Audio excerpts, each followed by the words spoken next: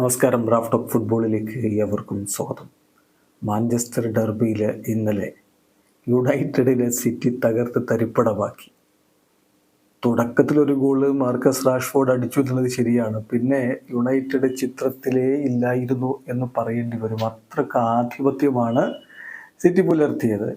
എന്നാൽ പോലും ആദ്യ പകുതിയിൽ സിറ്റിക്ക് ഗോളടിക്കാൻ പറ്റിയില്ല.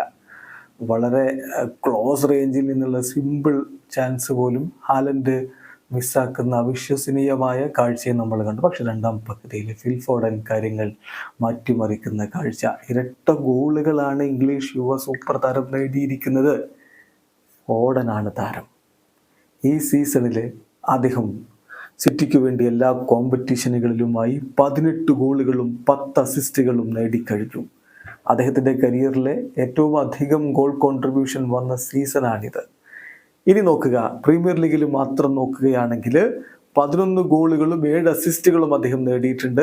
അദ്ദേഹത്തെ സംബന്ധിച്ചിടത്തോളം മോസ്റ്റ് പ്രൊഡക്റ്റീവ് പ്രീമിയർ ലീഗ് സീസണാണിത്. ഇന്നലത്തെ മാത്രം കളിയിലെ കണക്കെടുക്കുക, 116 ടച്ചുകൾ, 2 ഗോളുകൾ, 9 ഷോട്ടുകൾ തീർത്തു, 4 ഓൺ ടാർഗറ്റ്, ഒരു ബിഗ് ചാൻസ് ക്രിയേറ്റ് ചെയ്തു, 2 കീ പാസുകൾ, 83 പാസുകൾ കൊടുത്തതിൽ 79 കൃത്യമായി ലക്ഷ്യത്തിലേക്ക്, 8 ഗ്രൗണ്ട് ഡ്യൂവൽസിൽ 5 വിജയിച്ചു. സോഫാ സ്കോർ അദ്ദേഹത്തിന് നൽകിയിട്ടുള്ള റേറ്റിംഗ് 9.8 ആയിരുന്നു. അങ്ങനെ മിന്നുന്ന പ്രകടനമാണ് ഫോഡൻ നടത്തിയത്.